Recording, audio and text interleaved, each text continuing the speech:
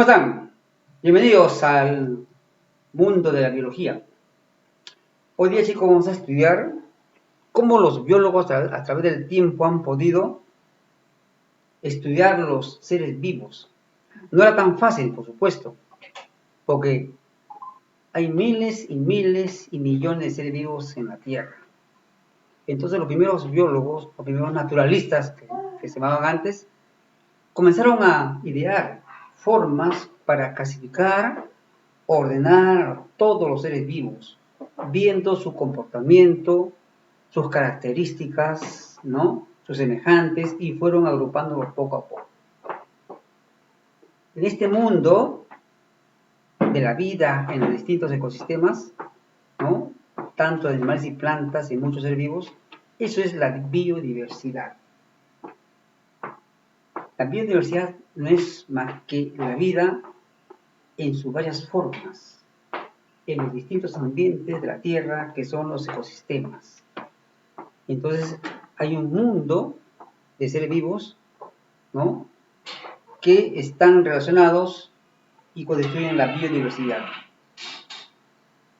La biodiversidad es el equilibrio de la Tierra, mantiene el equilibrio de la Tierra. Sin embargo, el ser humano, a través de los miles de años, por su comportamiento, ha ido alterando esta biodiversidad, y es la causa principal de que hoy en día haya un desequilibrio, ¿no?, por acción del ser humano, porque rompe con su costumbre de tala de árboles, incendios forestales, caza de animales, rompe con esta biodiversidad y con el equilibrio ecológico. Y es un tema a reflexionar.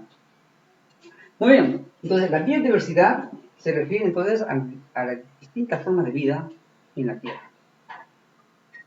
Entonces los biólogos, los naturalistas, intentaron clasificar a los seres vivos, que es el día de hoy. Vamos a clasificarlos. Las antiguas culturas, una de las más importantes, como son los griegos y los romanos, sobresalieron en las artes y en muchas cosas, y eran llamados filósofos, porque se dedicaban solamente a pensar sobre la materia, sobre los animales, y uno de ellos, el más grande pensador de la época, fue Aristóteles, un filósofo griego que fue el primero en ordenar y clasificar a los animales en animales y plantas. También lo pudo clasificar en vertebrados e invertebrados, ¿no? Es decir, en ovíparos y vivíparos, ¿no?, que era una forma sencilla, viendo solamente la observación de su comportamiento. Pero había mucho más animales que no pudo clasificar. Esto ocurrió en el siglo IV y V, ¿no?, antes de Cristo. Posteriormente vino John Ray. John Ray es un naturalista inglés que estudia también la forma de clasificar a los diversos seres vivos, y clasifica las plantas, pero ahora las plantas con semilla y plantas sin semilla, ¿no? Pero también no puede clasificar al resto de seres vivos, como son los animales muy diversos. Luego llega Carl von Linné, es un biólogo naturalista sueco. También clasifica, y le da la razón a Aristóteles, en animales y plantas, ¿no?, por sus semejanzas, por sus características, ¿no?, por sus diferencias, pero descubre algo más. Dice que los animales deben tener un nombre, y da la primera nomenclatura, nombra a los animales, así como todos ustedes cuando nacen tienen sus nombres y apellidos. Bueno, los seres vivos también tienen que tener lo mismo, sus nombres y apellidos, y efectivamente idea un nombre binario, o sea, de dos nombres, como si fuera su nombre y su apellido, ¿no?, que posteriormente vamos a ver cómo hasta el día de hoy se mantienen las ideas de Carl von Linné con el nombre científico de los seres vivos, tanto animales como plantas en general, ¿no? Sigamos con nuestra historia de la clasificación de los seres vivos y su intento por clasificar a los demás seres vivos en la Tierra. Luego llega Ernest Haeckel. Este Haeckel es un biólogo alemán que profundiza un poco más sobre la clasificación y clasifica a los reinos, le llama por reinos. Y él da a conocer un nuevo reino, llamado el reino de los protistas. El reino de los protistas eran los reinos de los animales microscópicos. Ahí estaban las algas, las bacterias, ¿no? Estaban las cianobacterias, ¿no? Estaban ahí, ¿no? Los hongos, todos estaban ahí involucrados, ¿no? Los pequeñitos, ¿no? Pero había características de estos seres vivos que él había clasificado que no coincidían con una característica común general. Viene Herbert Copeland, es un biólogo norteamericano, y con un estudio más amplio ya divide a los seres vivos en 4 reinos, ¿no? Reino protista, reino monera, ¿no? Animales y plantas. Pero finalmente, en 1969, el biólogo norteamericano Robert Whittaker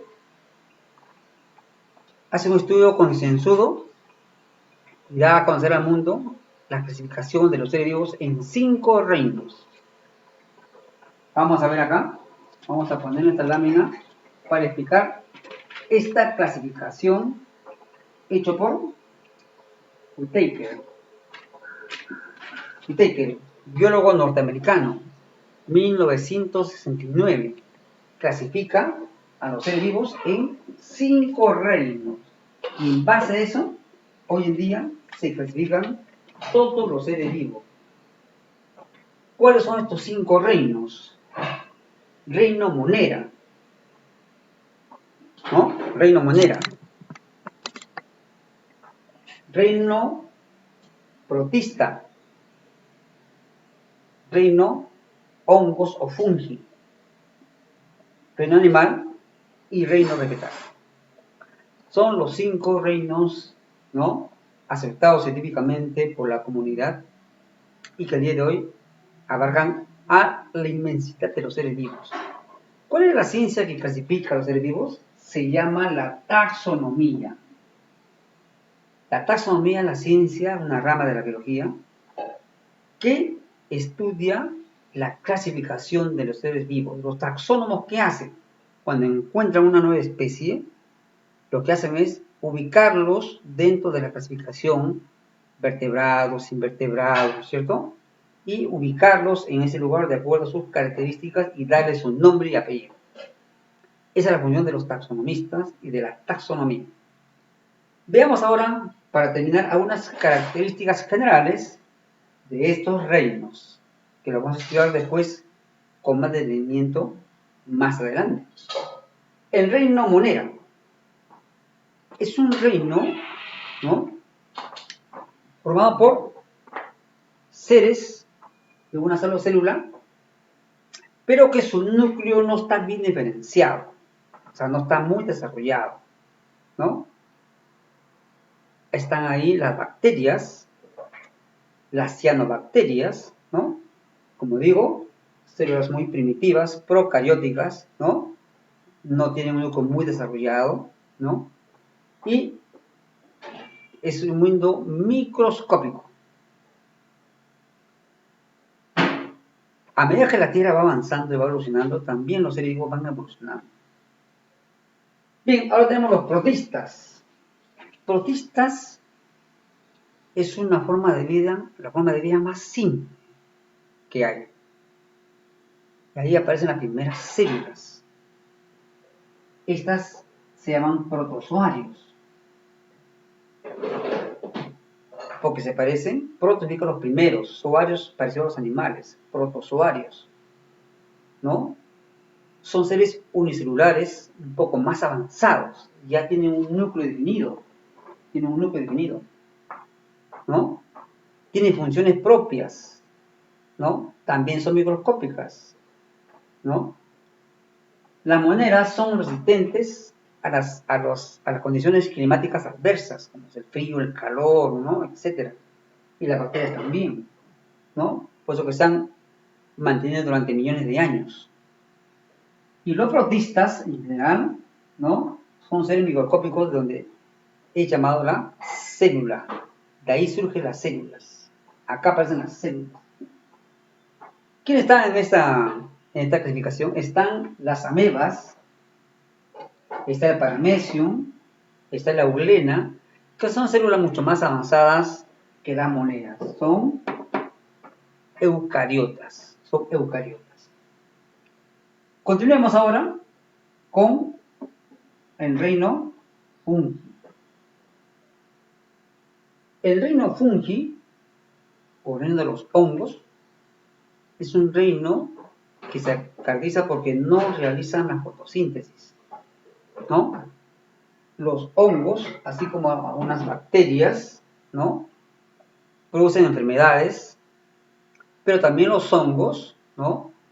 Sirven para ser humano, para alimentación, para medicina, etc., ¿no? Entonces, es un reino muy amplio, no tienen clorofila. Aquí están todos los hongos, como son las levaduras, ¿no? Como están el hongo de sombrerito, las setas son hongo de sombrerito, ¿cierto? Y eso es lo que faltaba en la clasificación en todos los biólogos de manera anterior. Luego vienen el reino animal, los animales. Los animales es un reino que abarca miles y miles de especies. Tiene características propias.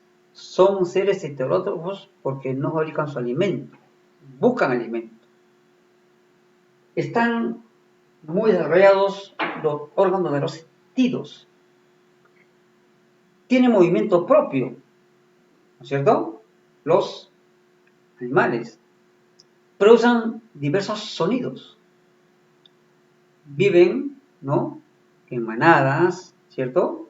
Agrupándose de acuerdo al clima. Es decir, tiene unas características bastante peculiares de acuerdo a su clasificación de vertebrados e invertebrados.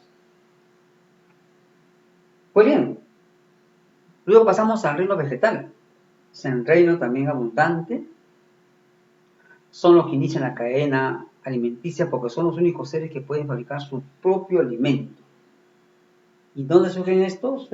Surgen también por aquí, hay las cianobacterias, que también realizaban fotosíntesis, porque tienen clorofila. Las plantas para que realicen fotosíntesis tienen que tener clorofila, que es un pigmento en las células de color verde. Entonces, las plantas de color verde, ¿no? Realizan la fotosíntesis, que es para que elaboren su alimento y como producto de esto purifican el ambiente eliminando oxígeno al medio ambiente.